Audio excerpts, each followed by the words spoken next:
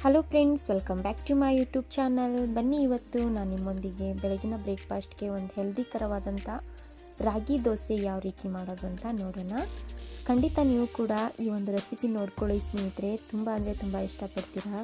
ತುಂಬ ಹೆಲ್ದಿಯಾಗಿರುತ್ತೆ. ಬೆಳಗಿನ ಬ್ರೇಕ್ಫಾಸ್ಟ್ಗಂತೂ ತುಂಬ ಅಂದರೆ ತುಂಬ ಚೆನ್ನಾಗಿರುತ್ತೆ. ಅಕ್ಕಿ ದೋಸೆ ತಿನ್ನೋದಕ್ಕಿಂತ ಈ ರೀತಿ ಆರೋಗ್ಯಕರವಾದಂಥ ರಾಗಿ ದೋಸೆ ಒಂದು ಸಲ ಮಾಡಿಕೊಡಿ ಮನೆಯಲ್ಲಿ. ಮಕ್ಕಳಿಗೆ ದೊಡ್ಡವರಿಗೆ ತುಂಬ ಇಷ್ಟ ಆಗುತ್ತೆ. ಮಾಡೋದು ತುಂಬ ಈಸಿ ರೀ. ನೋಡಿರಿ, ಇದಕ್ಕೆ ಇವಾಗ 1 ಕಪ್ ಆಗಷ್ಟು ಹುರ್ಗಡ್ಡೆ ಹಿಟ್ಟು ತೊಗೊಂಡಿದ್ದೀನಿ, 1 ಕಪ್ ಆಗಷ್ಟು ರಾಗಿ ಹಿಟ್ಟು ತೊಗೊಂಡಿದ್ದೀನಿ. ಇದಕ್ಕೊಂದು ಸ್ವಲ್ಪ ರುಚಿಗೆ ತಕ್ಕಷ್ಟು ಉಪ್ಪು ಹಾಕ್ಕೊಂಡು ಹಿಟ್ಟನ್ನ ಇವಾಗ ದೋಸೆ ಹದಕ್ಕೆ ಹಿಟ್ಟನ್ನು ಕಲಿಸ್ಕೋಬೇಕಾಗುತ್ತೆ.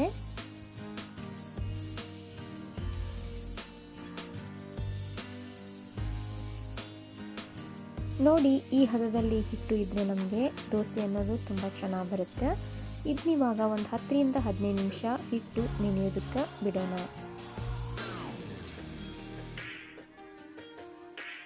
ಇವಾಗ ಬರ್ರಿ ಅಷ್ಟರೊಳಗೆ ನಾವು ಚಟ್ನಿಗೆ ರೆಡಿ ಮಾಡ್ಕೊಳ್ಳೋಣ. ಇವತ್ತು ನಾನು ಶೇಂಗಾ ಚಟ್ನಿ ಮಾಡ್ತಾಯಿದ್ದೀನಿ, ಕಾಯಿ ಚಟ್ನಿ ಮಾಡ್ತಾಯಿಲ್ಲ. ರಾಗಿ ದೋಸೆಗೆ ಶೇಂಗಾ ಚಟ್ನಿ ತುಂಬ ಚೆನ್ನಾಗಿರ್ತೈತಿ. ಖಂಡಿತ ನೀವು ಕೂಡ ಈ ಒಂದು ಚಟ್ನಿನ ಟ್ರೈ ಮಾಡಿ ಸ್ನೇಹಿತರೆ. ತುಂಬ ಸರಳವಾಗೈತೆ, ತುಂಬ ಅಂದರೆ ತುಂಬ ಟೇಸ್ಟಿಯಾಗಿರುತ್ತೆ ಮತ್ತು ಆರೋಗ್ಯಕ್ಕೂ ತುಂಬ ಒಳ್ಳೆಯದು ಶೇಂಗಾ ಚಟ್ನಿ. ಹಾಗಾಗಿ ಹೆಂಗೆ ಮಾಡೋದಂತ ನೋಡ್ಕೊಳ್ಳೋಣ. ಅಷ್ಟರೊಳಗೆ ನಾನಿವಾಗ ಒಂದು ಬೆಳ್ಳುಳ್ಳಿ ಗಡ್ಡೆ ತೊಗೊಂಡಿದ್ದೀನಿ ಮತ್ತು ಒಂದು ಈರುಳ್ಳಿ ತೊಗೊಂಡಿದ್ದೀನಿ. ಇದನ್ನ ಚೆನ್ನಾಗಿ ಬಿಡಿಸ್ಕೋಬೇಕಾಕತ್ರಿ. ನೋಡಿರಿ, ಒಂದು ಬಾಣಲೆ ಇಟ್ಕೊಂಡಿದ್ದೀನಿ. ಇವಾಗ ಕಡಲೆ ಬೀಜ ಹುರ್ಕೋಬೇಕಾಕತ್ರಿ. ಶೇಂಗಾ ಚಟ್ನಿಗೆ ಹಸಿದು ಹಾಕಿದ್ರೆ ಚೆನ್ನಾಗಿ ಬರಲ್ರಿ ಚಟ್ನಿ ಅನ್ನೋದು. ಹಾಗಾಗಿ ಎಲ್ಲನೂ ಹುರಿದು ಹಾಕ್ತಾಯಿದ್ದೀನಿ. ನೋಡಿರಿ, ಒಂದು ಬಟ್ಲಾಗಷ್ಟು ಕಡಲೆ ಬೀಜ ತೊಗೊಂಡಿದ್ದೀನಿ. ಇದನ್ನ ಚೆನ್ನಾಗಿ ಹುರ್ಕೊಳ್ಳೋಣ್ರಿ.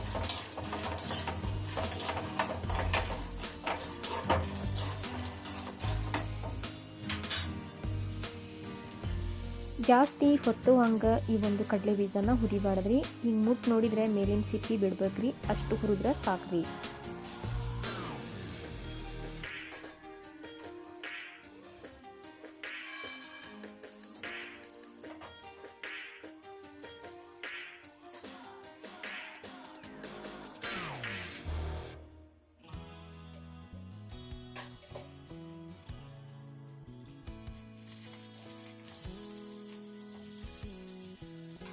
ಇವಾಗ ನೋಡಿರಿ, ಒಂದು ಬಾಣಲಿಗೆ ಒಂದು ಸ್ವಲ್ಪ ಎಣ್ಣೆ ಹಾಕ್ಕೊಂಡು ಈರುಳ್ಳಿ ಮತ್ತು ಬೆಳ್ಳುಳ್ಳಿ ಮತ್ತು ಒಣಮೆಣ್ಸಿನ್ಕಾಯಿ ಇವೆಲ್ಲವನ್ನು ಹುರ್ಕೊತಾ ಇದ್ದೀನಿ ರೀ. ಈ ರೀತಿ ಹುರಿದು ಹಾಕೋದ್ರಿಂದ ಚಟ್ನಿ ಅನ್ನೋದು ತುಂಬ ಚೆನ್ನಾಗಿ ಬರ್ತೈತಿ ರೀ ಮತ್ತು ಬೇಗನೆ ಕೆಡೋದಿಲ್ಲ ರೀ. ಚಟ್ನಿ ಅನ್ನೋದು ತುಂಬ ಚೆನ್ನಾಗಿರ್ತೈತಿ. ಇವಾಗ ನೋಡಿರಿ, ಇದಕ್ಕೊಂದು ಸ್ವಲ್ಪ ಜೀರಿಗೆ ಹಾಕ್ಕೊತಾ ಇದ್ದೀನಿ.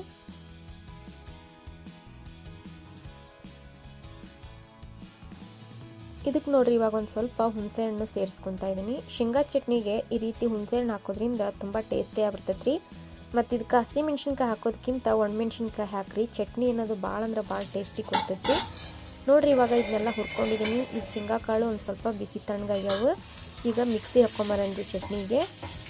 ಶೇಂಗಾ ಕಾಳು ಮತ್ತು ಹುರಿದಿರುವಂಥ ಈರುಳ್ಳಿ, ಬೆಳ್ಳುಳ್ಳಿ ಮತ್ತು ಒಣಮೆಣ್ಸಿನ್ಕಾಯಿ ಏನೇನೆಲ್ಲ ಹುರಿದಿದ್ದೆ ಎಲ್ಲವನ್ನು ಮಿಕ್ಸಿಗೆ ಗ್ರೈಂಡ್ ಮಾಡ್ಕೊಂಡು ಬರ್ಬೇಕ್ರಿ.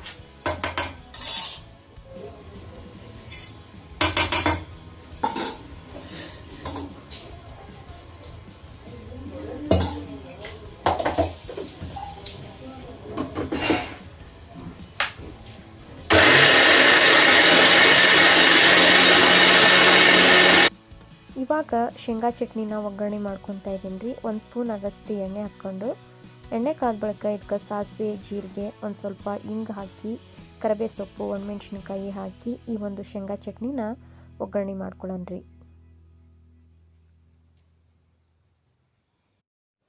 ನೋಡಿರಿ, ಇದನ್ನ ಈ ರೀತಿ ಒಗ್ಗರಣೆ ಮಾಡ್ಕೊಂಡು ಬಳಿಕ ಒಂದು 2 ನಿಮಿಷ ಬೇಯಿಸಿದ್ರೆ ಸಾಕ್ರಿ. ಜಾಸ್ತಿ ಏನು ಕುದಿಸೋಂಥ ಅವಶ್ಯಕತೆ ಇಲ್ಲರಿ. ಯಾಕಂದರೆ ಎಲ್ಲ ಮಸಾಲೆನೂ ಹುರಿದು ಹಾಕ್ಕೊಂಡಿರ್ತೀವಲ್ರಿ. ಹಾಗಾಗಿ ಜಾಸ್ತಿ ಏನು ಬೇಯಿಸೋಂಥದ್ದು ಆಗಲ್ರಿ. ನೋಡಿರಿ, ಇದನ್ನ ಒಂದು ಸ್ವಲ್ಪ ಕುದಿಯೋಕೆ ಬಿಡೋಣ. ನಿಮ್ಗೆ ಎಷ್ಟು ಗಟ್ಟಿ ಬೇಕಂದ್ರೆ ಗಟ್ಟಿ, ತೆಳುವ ಬೇಕಂದ್ರೆ ತೆಳುವ ನೋಡಿಕೊಂಡು ನೀರು ಸೇರಿಸ್ಕೊಂಡು ಇದನ್ನ ಕುದಿಸಿದೇನು ರೀ. ಇವಾಗ ಬರ್ರಿ, ಈ ಕಡೆ ದೋಸೆ ಹಂಚು ಕಾದಿತ್ತು. ಇವಾಗ ರಾಗಿ ದೋಸೆ ಹೆಂಗೆ ಮಾಡೋದಂತ ನೋಡೋಣ. ತುಂಬ ಸರಳವಾಗೈತ್ರಿ. ಇದಕ್ಕೆ ನಾ ಏನು ರವೆ ಅದೇನು ಹಾಕಿಲ್ಲ ಮತ್ತು ಅಕ್ಕಿ ಹಿಟ್ಟು ಅದೇನು ಸೇರಿಸಿಲ್ಲ. ಕೆಲವೊಬ್ರು ಅಕ್ಕಿ ಹಿಟ್ಟು ರವೆ ಸೇರಿಸ್ತಾರೆ ಚೆನ್ನಾಗಿ ಬರಲಿ ಕ್ರಿಸ್ಪಿಯಾಗಿ ಅಂತ. ಆದರೆ ನಾನು ಇದಕ್ಕೆ ಯಾವುದೂ ಸೇರಿಸಿಲ್ಲ. ರಾಗಿ ಹಿಟ್ಟು, ಬರೀ ಕಡಲೆ ಹಿಟ್ಟು, ಹುರ್ಗಡ್ಲೆ ಹಿಟ್ಟು ನಿಮ್ಗೆ ತೋರಿಸಿದ್ದೇನಲ್ರಿ.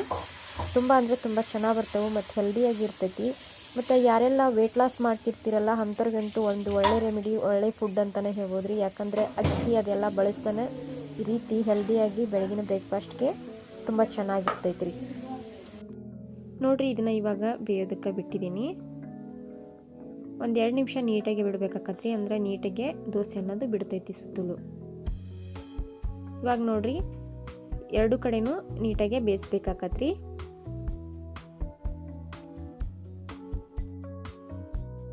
ನೋಡ್ತಿದ್ರಲ್ರಿ ದೋಸೆ ಅನ್ನೋದು ಎಷ್ಟು ಚೆನ್ನಾಗಿ ಬಂದಾವು. ಸೇಮ್ ಅಕ್ಕಿ ದೋಸೆ ಬಂದಂಗೆ ಕ್ರಿಸ್ಪಿಯಾಗೆ ಬಂದಾವ್ರಿ. ತುಂಬ ಚೆನ್ನಾಗಿರ್ತೈತಿ. ಬಿಸಿ ಬಿಸಿಯಾಗಿ ಚಟ್ನಿ ಜೊತೆ ತಿನ್ನಕ್ಕಂತೂ ತುಂಬ ಚೆನ್ನಾಗಿರ್ತೈತಿ. ಖಂಡಿತ ನೀವು ಕೂಡ ಈ ಒಂದು ದೋಸೆನ ಟ್ರೈ ಮಾಡಿರಿ. ಇವಾಗ ನೋಡಿರಿ, 2ನೇ ದೋಸೆನೂ ಇದೇ ರೀತಿ ಹಾಕಿ ನಿಮ್ಗೆ ತೋರಿಸ್ತೀನಿ. ಭಾಳ ಅಂದ್ರೆ ಭಾಳ ಮಸ್ತಾಗಿ ಬರ್ತಾವೆ. ಒಂದು ಸ್ವಲ್ಪನೂ ಅಂಟೋದಿಲ್ಲ, ಮತ್ತು ದೋಸೆನೂ ಒಂದು ಸ್ವಲ್ಪ ಕಟ್ಟಾಗೋದಿಲ್ಲ. ತುಂಬ ಚೆನ್ನಾಗಿ ಬರ್ತಾವೆ. ಅಷ್ಟೇ ಕ್ರಿಸ್ಪಿಯಾಗಿ ಇರ್ತಾವ್ರಿ. ಖಂಡಿತ ನೀವು ಕೂಡ ಈ ಒಂದು ಮೆಥಡಲ್ಲಿ ಮಾಡಿ ಅಂತ ಹೇಳ್ತೀನಿ ಸ್ನೇಹಿತರೆ. ಸುಮ್ಮನೆ ಅಕ್ಕಿ ಹಿಟ್ಟು ಅದು ಇದು ಬೇರೆ ಬೇರೆ ಹಿಟ್ಟು ಸೇರಿಸೋದಕ್ಕಿಂತ ಹೆಲ್ದಿಯಾಗಿ ಬೆಳಗಿನ ಬ್ರೇಕ್ಫಾಸ್ಟ್ಗೆ ಮಕ್ಕಳಿಗೆ ಆಗಲಿ ದೊಡ್ಡವರಿಗೆ ಆಗಲಿ ಮಾಡಿಕೊಡಿ. ತುಂಬ ಇಷ್ಟಪಡ್ತಾರೆ ಮತ್ತು ಹೆಲ್ದಿಯಾಗಿರುತ್ತೆ. ವಾರದಲ್ಲಿ 1-2 ಸಲ ಈ ರೀತಿ ಮಾಡಿಕೊಟ್ರೆ ಮಕ್ಕಳು ತುಂಬ ಇಷ್ಟಪಡ್ತಾರೆ. ಮತ್ತು ಯಾರಿಗೆಲ್ಲ ರಾಗಿ ಮುದ್ದೆ ತಿನ್ನೋಕೆ ಇಷ್ಟಪಡಲ್ವ ಅಂಥವ್ರಿಗೆ ಈ ರೀತಿ ರಾಗಿ ದೋಸೆ ಮಾಡಿಕೊಡಿ, ತುಂಬ ಚೆನ್ನಾಗಿರುತ್ತೆ. ನೋಡಿದ್ರಲ್ಲ ಸ್ನೇಹಿತರೆ, ಯಾವ ರೀತಿ ಈ ಒಂದು ಹೆಲ್ದಿಕರವಾದಂಥ ರಾಗಿ ದೋಸೆನ ಹೆಂಗೆ ಸರಳವಾಗಿ ಮಾಡೋದು ಅಂತ. ಹಾಗಾಗಿ ಖಂಡಿತ ನೀವು ಯಾಕೆ ತಡ ಮಾಡ್ತೀರಾ, ಇವತ್ತೇ ಈ ಒಂದು ರೆಸಿಪಿನ ಟ್ರೈ ಮಾಡಿ. ಹೇಗಿತ್ತು ಅಂತ ನಂಗೆ ಕಮೆಂಟ್ ಮಾಡಿ ಸ್ನೇಹಿತರೆ. ಶೇಂಗಾ ಚಟ್ನಿ ಮತ್ತು ರಾಗಿ ದೋಸೆ ತುಂಬ ಕಾಂಬಿನೇಷನ್ ಇರುತ್ತೆ, ಒಳ್ಳೆ ಕಾಂಬಿನೇಷನ್. ಹಾಗಾಗಿ ಈ ಒಂದು ದೋಸೆನಂತೂ ನಾನಿವತ್ತು ಟೇಸ್ಟ್ ಮಾಡ್ತಾಯಿದ್ದೀನಿ.